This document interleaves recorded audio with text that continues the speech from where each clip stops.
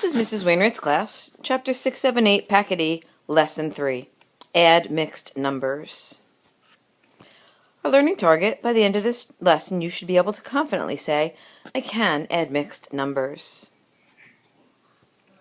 As a review, a mixed number is a whole number and a fraction together. So in our example, 2 and 1/4, we see it in the chocolate bar form.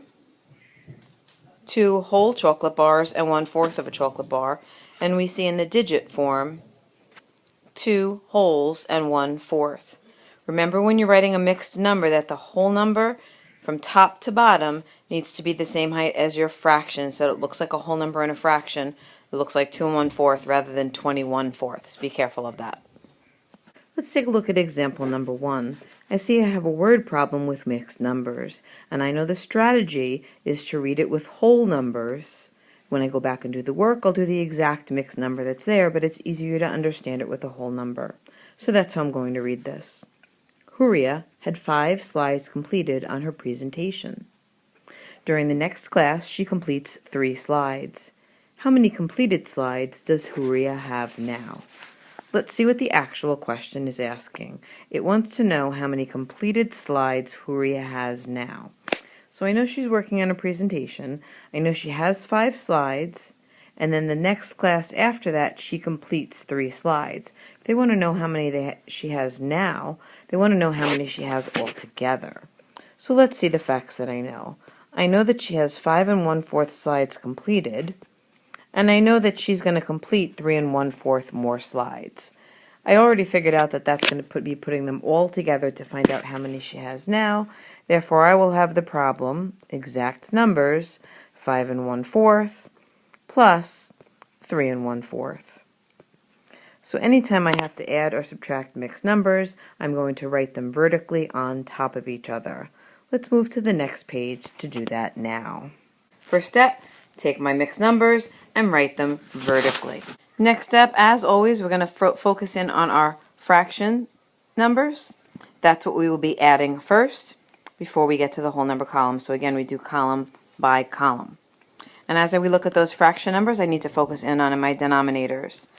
This denominator is 4 and that denominator is 4. Fantastic, that's great news. This has common denominators, so we're ready to go ahead and add. So just like when adding fractions, since my denominator is common, it stays common, which will be the 4. I'm going to add my numerators, which are 1 plus 1. Next, what I'm going to do is focus in on my whole numbers, and I simply add my whole numbers. 5 plus 3 equals 8. Now I solve. Very important, remember to bring over your whole number first so you don't forget that. That's the biggest common mistake. Add my numerators, 1 plus 1 equals 2. My 4 stays the same. So now I have the fraction 8 and 2/4. Let's highlight that. Okay, what do I have to do every single time? I need to stop and look at that fraction. So I look at that 2/4, and the first thing I say is 2/4 a proper fraction? Will it work in a chicken fight? And of course my answer to that is yes. The next thing I need to do is look at that fraction and say, is that a fully simplified fraction? Well, my first trick is, do I see a 1? No, I don't see 1 in the fraction. My next trick is, are my numbers in counting order? 2, 4? No, that's not in counting order. So in order to check and see if I can reduce, I am going to simplify with the GCF. And F reminds me that I move horizontally. So my numerator is 2, my denominator is 4. My factors of 2 are 1, its partner is 2. Does 2 go into 2? Oh, yes it does, and there it is. Let's find the factors of 4. 1, its partner is 4. Does 2 go into 4? It's an even number, so it has to. 2 times what equals 4? Oh, 2 times 2, and it's already there. So, go back up to my factors of 2, look for the greatest since I'm looking for the GCF. Underline my 2. Do I see 2 as a factor of 4? And yes, I do. So my GCF is 2. So I make my window box. I put my GCF inside my window box. We said my GCF is 2, and I will divide this fraction by 2. First thing I need to do is remember to move over my whole number. So I'll move over my 8, which is my whole number, and now we'll use my window box to reduce my fraction. So 2 divided by 2 equals 1. 4 divided by 2 equals 2. So I now have the fraction 8 1/2. So I'll do my last double check on my fraction to make sure that it is indeed fully simplified or fully reduced. I see that my numerator is 1, and when my numerator is 1, my fraction is done. So I know that my final answer is 8 1/2. Let's go back and put this into our word problem. The question asks, how many completed slides does Huria have now? So my answer would be, Huria has 8 1/2 slides completed now. And that's my final answer. Please stop the video and complete worksheet number 1 right now. Again, you can go back, press pause, and stop and complete it with me step by step. So my example number 2 is 2 3/4 plus 1 1/2. This example will be different than the last example, so please make sure you watch the entire example. First step, take my numbers, write them vertically. Next step, I'm going to focus in on those denominators and see if they are common. Denominator is 4 and 2. No, they are not common denominators. So therefore, I'm going to find my LCM, LCD to find common denominators. My larger number is 4. I'll write that first. My other number is 2. Go through my 4 times tables, 4. When I go through my 2 times tables, do I say 4? 2, 4. Yes, I do. So therefore, my LCD is 4. I'm going to make my window box to set myself up. The thing that I do differently here compared to the regular adding of fractions is it's very important that I move my whole number over first. Move my whole number over first so that I don't forget it. Then I can make my fraction bars, and I can put my LCM, LCD into my denominator. So my LCD is 4, goes as my denominator, 4 goes as my denominator. And now I'm ready to go ahead and solve using my window boxes. So what do I do to a 4? To turn it into a 4, I say 4 times 1. Whatever I do in the bottom, I must do in the top. So 3 times 1 is going to equal 3. Let's move down to the bottom fraction now. What do I do to a 2 to turn it into 4? 2 times 2. Whatever I do in the bottom, I must do on the top. 1 times 2 is going to equal 2. So up here on the top, my 2 3/4 has turned into, or stayed the same as 2 3/4. My 1 1/2 has turned into 1 2/4. Notice my whole numbers stayed the same. It's just my fractions that changed to find the common denominators. Now, of course, I need to move over my addition sign and my equal bar, and I am ready to add. Fractions first. 4 is my common denominator. It stays the same. I have 3 plus 2. Whole numbers next. 2 plus 1 equals 3.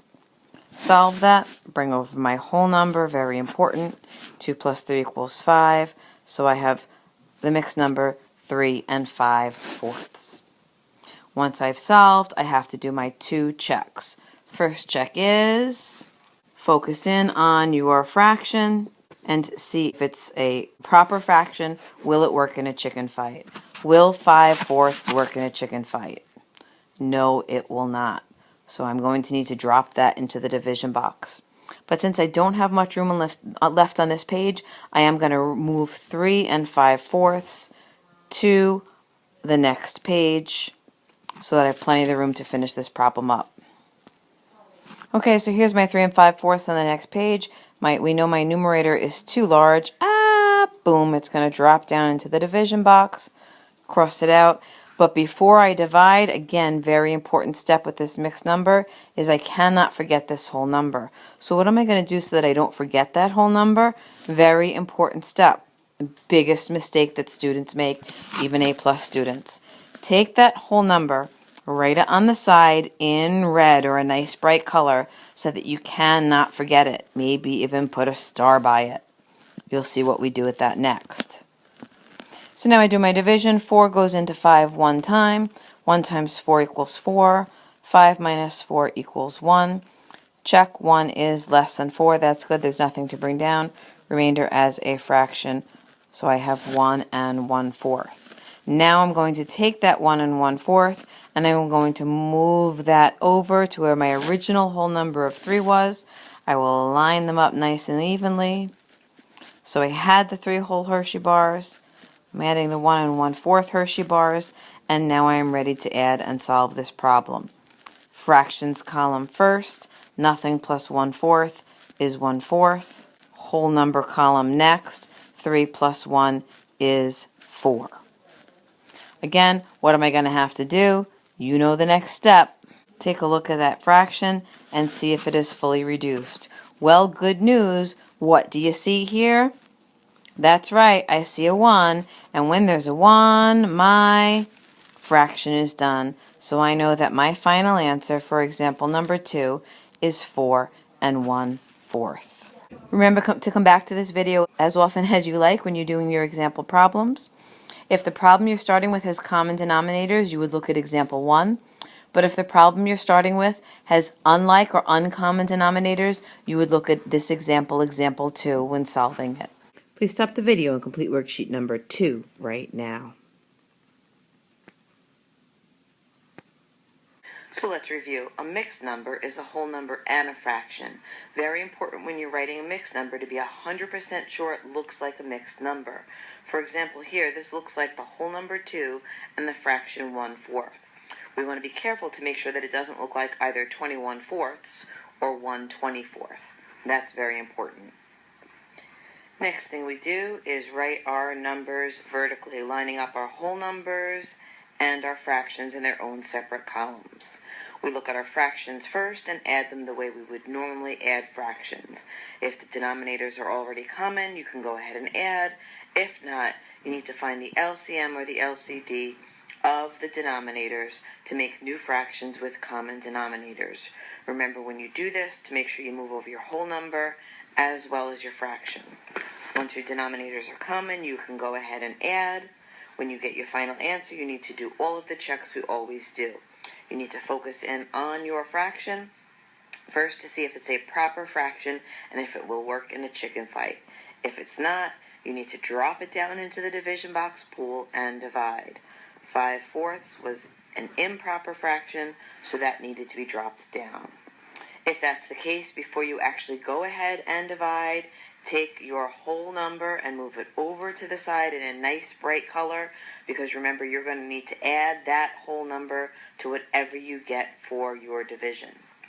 Once you're finished with the whole thing, do that final last double check to make sure that the fraction portion of your mixed number is indeed a proper fraction and is indeed fully reduced or simplified. Hopefully by now you can confidently say, I can add mixed numbers. As always, we'll be doing more practice in class, and please make sure you see a teacher if you have any questions or confused or unsure about any of this, because we will sit down and help you to understand it. Good luck with this lesson.